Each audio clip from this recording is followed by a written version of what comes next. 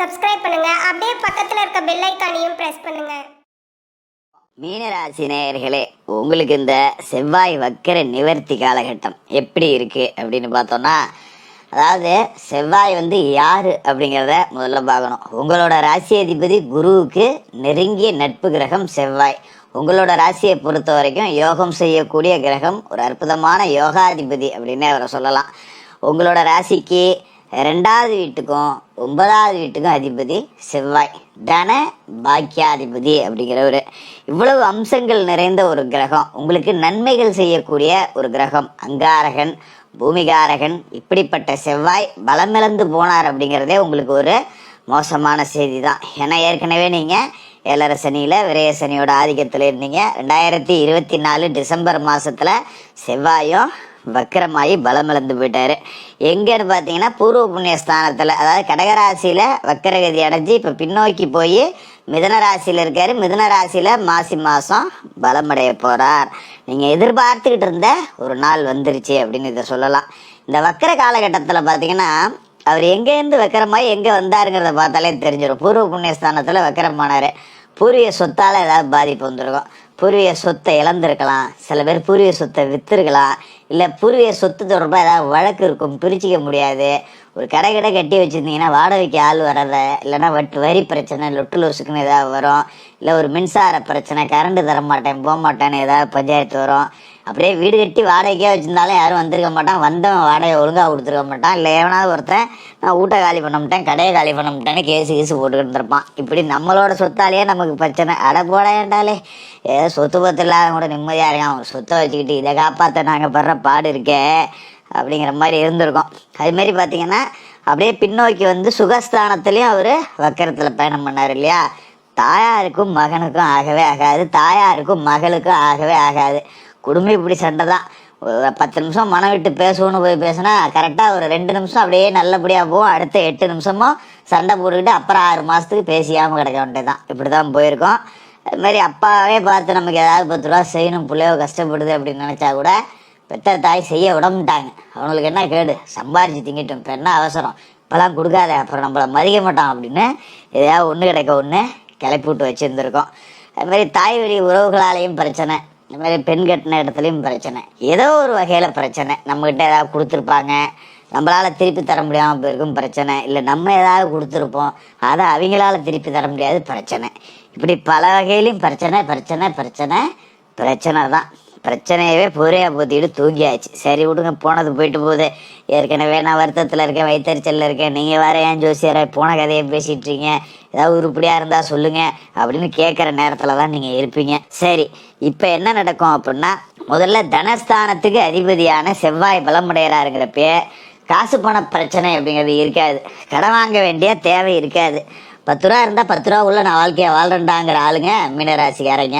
ஏதோ குருவி சேர்க்குற மாதிரி அங்கங்கே கொஞ்சம் சேர்த்து வச்சுருப்பீங்க, அதுவும் வைத்தியத்தில் போயிருக்கும். அப்போ திரும்ப ஃபஸ்ட்லேருந்து ஓடணும். இப்படி இருக்கிற மீனராசிக்காரர்களுக்கு இனிமேல் காசு பணம் 10 ரூபா தங்கும். அதை பற்றி கவலைப்பட வேண்டியதில்லை. ஏன்னா ஜென்மசனி உங்களை நோக்கி வருது, ஜென்ம ராகு கழிய போகுது. ஒன்று போது ஒன்று வருது. அந்த நேரத்தில் செவ்வாய் பலமாக இருக்கார் அப்படிங்கிறது சந்தோஷம்தான். இப்போ செவ்வாய் பலம் அடைஞ்சதால இனிமேல் காசு பணம் வரும். எங்கேயாவது வெளில கொடுத்து வாங்க முடியாத காசு இருந்ததுன்னா இப்போ அதை வாங்கிவிடலாம். அது ஒரு சந்தோஷத்தை கொடுக்கும். அதே மாதிரி பார்த்திங்கன்னா குடும்ப உறவுகள் ரொம்ப சுமூகமாக இருக்கும். குடும்பத்தில் இருக்க எல்லாரும் நம்மளை மதித்து நடந்துப்பாங்க. நம்மளோட பேச்சுக்கு ஒரு மதிப்பு மரியாதை அப்படிங்கிறது எப்போவுமே கூடுதலாக தான் இருக்கும். அவன் சொன்னால் சரியாக இருக்கும்ப்பா, நல்ல பையன்ப்பா அப்படிங்கிற மாதிரி தான் நம்ம சொந்த பந்தங்களில் நமக்கு மதிப்பு மரியாதை அப்படிங்கிறது கூடும். அதுமாதிரி வேலை செய்கிற இடத்துலையும் பார்த்திங்கன்னா நற்பெயர் அப்படிங்கிறது அதிகமாக இருக்கும். நல்லா சம்பாரித்து நல்லா உழைச்சி கொடுப்போம், நல்லா உழைச்சி கொட்டுவோம், முதலாளிக்கு விசுவாசமாக இருப்போம், நேர்மையாக இருப்போம், கடுமையாக உழைப்போம். ஆனால் ஒன்றுமே இல்லாதவனை கொண்டாடி இருந்திருப்பாங்க, நம்மளை கொண்டாட மாட்டாங்க. ஒருத்தன் போய் 10,000 கேட்டான் அட்வான்ஸ், ஆனால் கொடுத்துருவாங்க. நம்ம கேட்டால் இப்போ எங்கப்பா காசு இருக்கு, இடையிலாம் பணம் இருக்காதுப்பா, சம்பளம் வாங்குறதோட நிறுத்தியப்பா அப்படிம்பாங்க. இனிமேல் அந்த மாதிரி அதெல்லாம் வராது. உங்களுக்கு உங்களோட உழைப்புக்கான அந்த வரவேற்பு அப்படிங்கிறது கிடைக்கும். மேலிடத்துல உள்ளவங்க உங்களோட உழைப்பை மதித்து நடந்துப்பாங்க அப்படிங்கிறது ஒரு சாதகமான விஷயம். அதே மாதிரி பார்த்தீங்கன்னா பாக்கியஸ்தானத்துக்கும் அவர் தான் அதிபதி, 9வது வீட்டுக்குங்கிறதால அவர் பலமடைகிற இந்த நேரம் அப்படிங்கிறது வாய்ப்பு கிடைக்காதவர்களுக்கு வாய்ப்பு கிடைக்கும். அது வேலை வாய்ப்பாக இருக்கலாம், திருமண வாய்ப்பாக இருக்கலாம், தொழில் வாய்ப்பாக இருக்கலாம், வாரிசுகளாக இருக்கலாம், பிள்ளை பேராக இருக்கலாம், கல்வியாக இருக்கலாம், வெளிநாடு யோகமாக இருக்கலாம். இப்படி எதா இருந்தாலும் நீங்கள் எதுக்கு முயற்சி செஞ்சீங்கன்னா அதில் ஜெயிக்கக்கூடிய வாய்ப்பு இருக்குது. வேலைக்கு முயற்சி செஞ்சுட்டு இருக்கேன், வேலை கிடைக்கல, நல்ல வேலை கிடைக்கும். தொடர்ச்சியாக முயற்சி செய்யுங்க. மாசி 9ஆம் தேதிக்கு மேலே மாசி மாதம் முடியறதுக்குள்ளேயே உங்களுக்கு நல்ல வேலை அப்படிங்கிறது கிடைச்சிரும். அதுமாரி சில பேர் வெளிநாடு போகணும்னு நினைப்பீங்க, ரொம்ப நாளாக முயற்சி செஞ்சோம் கிடைக்காமையே போயிருந்துருக்கோம். இப்போ அந்த வெளிநாட்டு யோகம் அப்படிங்கிறது இருக்குது. சில பேருக்கு நிலப்புலம் வாங்கணும் அப்படிங்கிற ஆசை இருக்கும். எப்படியாவது வட வீட்டை விட்டு சொந்த வீட்டுக்கு போகணுண்டா, குச்சாவது வேணும், ஒரு பிளாட்டாவது வாங்கி போடணும் அப்படின்னு நினச்சவங்க இப்போ ஒரு மனக்கட்டு வாங்கி போடலாம். அந்த யோகம் அப்படிங்கிறதும் இந்த காலகட்டத்தில் இருக்குது. அது மாதிரி சொந்த தொழில் செய்யணும், ரொம்ப நாளாக இன்னொருத்தன்ட்ட வேலை செஞ்சிட்டோம், இனிமேல் நமக்காக நம்ம உழைப்போம், வயசாகி போச்சு, நம்ம வயசுக்கு மேலேயா போய் இன்னொருத்தன்ட்ட கையிட்டு வேலை செய்கிறது, புள்ளைய வேலைக்கு போகாதங்குது, வேலைக்கு போகாமல் சும்மா வந்து என்ன பண்ணுறது, ஏதாவது ஒரு கடையை போட்டு பிழைப்போம், இல்லை ஒரு வண்டியை வாங்கி ஓட்டுவோம். இந்த மாதிரியான யோசனையில் இருக்கவங்க வேலையை விட்டு வெளியே வந்து ஒரு தொழிலாளிகளாக இருந்தவங்க கூட முதலாளிகளாகக்கூடிய யோகம் அப்படிங்கிறதும் இந்த காலகட்டத்தில் இருக்குது.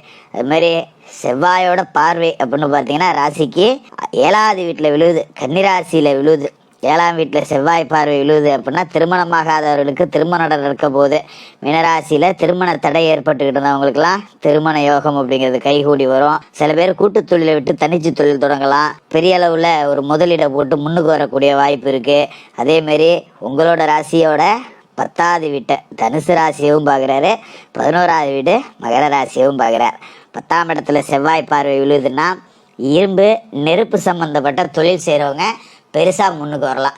அது ஒரு மின்சாரம் சம்மந்தப்பட்டது, இல்லை ஏதோ ஒரு எலக்ட்ரிக்கல் கடை, இல்லை மெக்கானிக்கல், இல்லை ஏதோ ஒன்று இரும்பு நெருப்பு சம்மந்தம் மின்சார சம்மந்தமாக தொழில் செய்யக்கூடியவங்க பெரிய அளவில் முன்னுக்கு வரலாம். ஏன்னா செவ்வாயோட மத்தியம் அப்படிங்கிறது நெருப்பு அப்படிங்கிறத விட இன்னொரு முக்கியம் இரும்பு அப்படிங்கிறதும். அப்போ இரும்பு நெருப்பு மின்சாரம் இது சார்ந்து தொழில் செய்கிறவங்க ஜெயிக்கலாம். அது மாதிரி ரியல் எஸ்டேட்டு, தரகு, கமிஷனு, இந்த மாதிரி ஏஜென்சி வேலை பார்க்குறவங்க, போர்வெல் போடுறவங்க, விவசாயிகள் இவங்கெல்லாம் நல்ல முன்னுக்கு வரக்கூடிய வாய்ப்பு அப்படிங்கிறது இருக்குது.